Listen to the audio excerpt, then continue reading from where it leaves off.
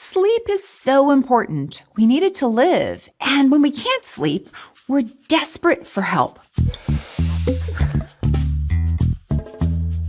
But lately, our fascination with sleep feels as if it's taken on an urgency. Do a quick internet search for sleep, and you'll find a slew of articles about how to make your sleep perfect. New gadgets, fancy alarm clocks, stay away from blue light. There are lots of services, products, and advice columns that tell us we're sleeping wrong. Not enough, not quality sleep, wrong position. Even worse, you might find scary messaging claiming that if you're not sleeping right, your life is going to be shorter. You're going to get all kinds of diseases. One of the biggest worries we have about our sleep is that we're not getting enough, and that anything less than 7 hours a night means that we're doomed to bad health. Everything from high blood pressure to Alzheimer's disease. But there are two flaws with this kind of messaging. The first flaw is that it's not completely accurate. 7 to 8 hours of sleep, while recommended for adults, is just an average. And while messages have to be simplified for health communication to the public, sometimes important nuances get lost.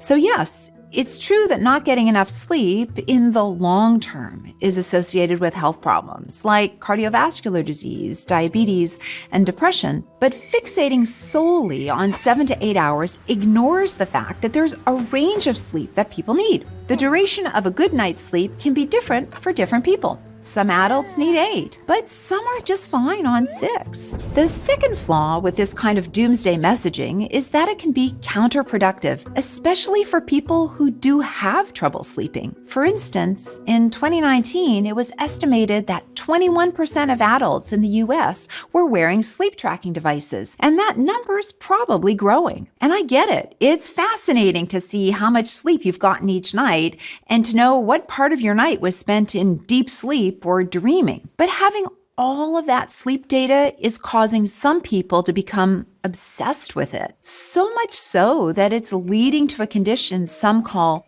orthosomnia, a preoccupation with the constant need to achieve perfect sleep. And this condition, ironically, is causing more sleep problems. Now, orthosomnia might be an extreme example, but the anxiety of not getting enough sleep is keeping some of us up at night. So here's what some experts are saying. Stop fixating on the number, because that can lead to unrealistic expectations of sleep.